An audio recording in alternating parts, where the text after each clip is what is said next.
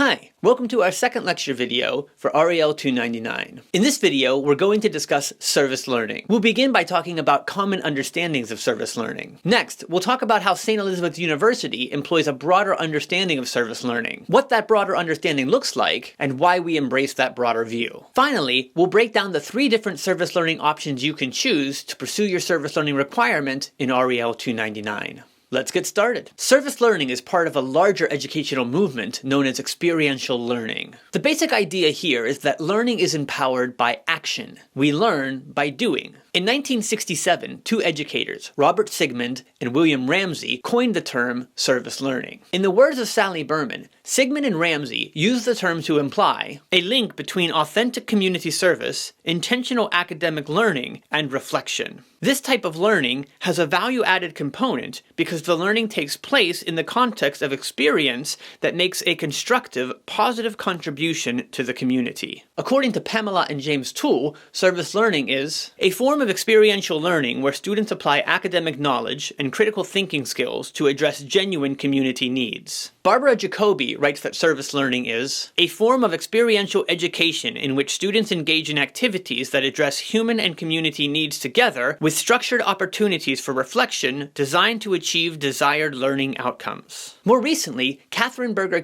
has listed some basic aspects of service learning. It involves the application of academic, social, and personal skills to improve the community. It entails making decisions that produce real, not hypothetical, results. It causes students to grow as individuals, gain respect for peers, and increase civic participation. It brings about an experience of success for students. It entails that students gain a deeper understanding of themselves, their community, and society. And finally, it helps students develop as leaders who take initiative, solve problems, work as a team, and demonstrate their abilities while and through helping others. From these different definitions, we can see some basic contours to common understandings of service learning. It's experiential, meaning that students participate in activities in a hands-on way. It's community-oriented, meaning that the activity the student participates in is directed toward a local group of people. It's service-based, meaning that the activity the student participates in is directed toward the well-being of that local group of people. It's learning-based,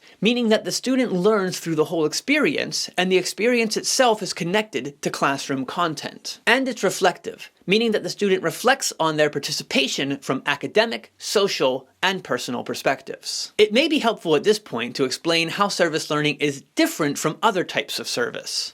Cress, Peter Collier, and Vicki Reitenauer provide a helpful differentiation between various types of service, including volunteerism, community service, internships, and service learning. In volunteerism, students engage in activities where the emphasis is on service for the sake of the beneficiary or recipient. That is, the client or partner. In other words, students choose to do a service for others because they want to. They don't necessarily gain any benefit from doing it, nor do they necessarily learn anything in the process. For community service, students engage in activities to meet actual community needs as an integrated aspect of the curriculum. In other words, students are required to do service in the community as part of their grade. But the service isn't necessarily connected to the material they're learning, nor do they necessarily have to reflect on the service as part of their experience. In an internship, students engage in activities for their own vocational or career development. In other words, students work for a company to gain more knowledge and develop skills relevant to their career path. And finally, for service learning, students engage in community service activities with intentional academic and learning goals and opportunities for reflection that connect to their academic disciplines. For this goal, you'll note those additional elements we noted earlier. At SEU, service learning fits this definition for the most part, but we've embraced a broader view. Let me explain. In almost all cases of service learning, students are expected to go out into the community and perform a service alongside a community partner. And for many years, that's how service learning worked at SCU. However, during and after the pandemic, it became apparent to us that we could provide different options that played to the various strengths and passions of our diverse student body. We were also aware of the fact that providing remote options might be helpful for students who are less able to travel or have more restrictive schedules. It was important to us that each of these these options maintained some of the central notions we've mentioned about service learning. We still wanted students to develop academic, social, and personal skills and apply those skills to real problems in local communities. We still wanted students to seek results that could make a real difference in the world. We still wanted students to engage in critical thinking and reflection, learning more about themselves, their communities, and the society in which they live. And we still wanted them to grow as leaders who can address the problems our world faces. But we didn't think students necessarily had to work in groups to do this. We didn't think they had to travel to a site or work with a particular community partner in order to make a difference in a community. We didn't think they had to produce immediate results in order to develop an appreciation for the meaningfulness of their work or to foster a sense of civic responsibility. Don't get me wrong, these are all very good things to do, but we thought students could have a powerful service learning experience, maybe even a more powerful one, without necessarily doing all of these things. And so we developed 3 different options for service learning at SCU. These options allow students to pursue their passion for justice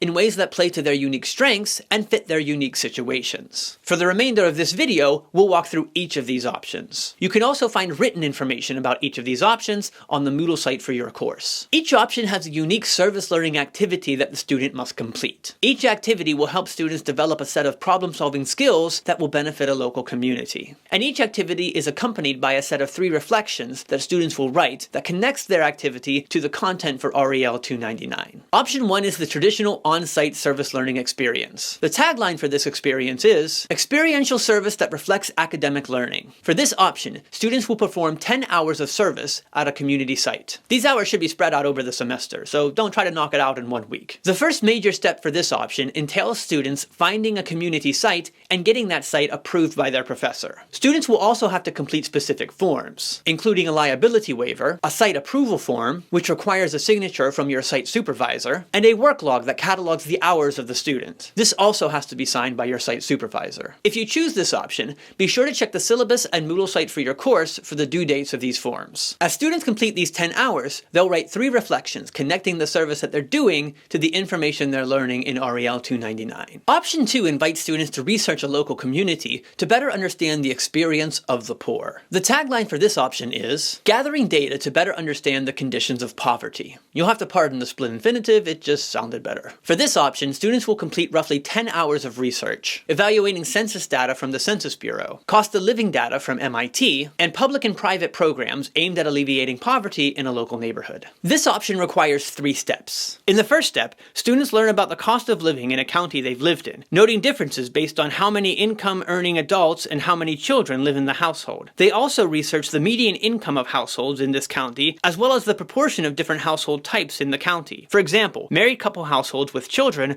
versus single-parent households. In the second step, students will learn about how the Census Bureau measures poverty. They'll also learn how different factors affect poverty rates. What percentage of married couples with children are in poverty versus single mothers? How does this percentage change when we factor in the number of children or the education level of the householder? How many households are still in poverty even after someone in that household has been working full-time for a year? How are poverty percentages affected by sex, race, and ethnicity? In the third step, students will explore public and private programs aimed at alleviating poverty in the community they've been researching. The ultimate goal of this step is to evaluate how these programs are doing and how they might better meet the needs of the community given all the data the student has gathered. As students complete these steps, they'll also complete reflections that invite them to think about the data and connect it to material from the classroom. Option 3 allows students to explore advocacy by learning how to develop a plan for an advocacy campaign. The tagline for this option is, developing a plan to make real change in the world. For this option, students will spend roughly 10 hours developing an advocacy plan. This plan will center around an issue of their choosing, so long as that issue affects a local community. Similar to option 2, this option has 3 parts. In part 1, students identify the problem they're addressing and the goal they're aiming to achieve. This requires students to hone in on a specific issue that impacts a community or neighborhood they belong to. It helps to be specific here, because if you choose too broad of an issue, you won't be able to develop an effective advocacy campaign for it. You'll ask questions like,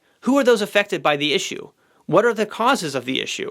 How did the issue originate, and why does it persist? And of course, how can the issue be addressed? Students will have to draw on evidence to answer these questions. With these questions answered, students can outline the short-term, intermediate, and long-term goals of their advocacy campaign. The more specific you are with your issue, the easier it will be to develop a goal and figure out how to address it. If you're too broad with your issue, these questions will be difficult to answer and it will be difficult to come up with a goal. Keep that in mind if you choose this option. In the second part, students will identify the stakeholders and audiences for their campaign. Who will be affected by the changes they're trying to make? Who will benefit? Who will be harmed? Thinking about the changes that need to happen, for example, changes in policies, laws, or practices, in order to bring about larger changes in society, for example, changes in inequity, who has the power and authority to bring about these changes? And who has influence over these people? With these questions answered, students will have an idea who their target audience is and how to engage them. In the third part, students develop their message and think about how to get it out to various people. They'll also think about how to assess the success of their campaign. And again, as students complete these steps, they'll also complete reflections that connect the work they're doing on their advocacy plan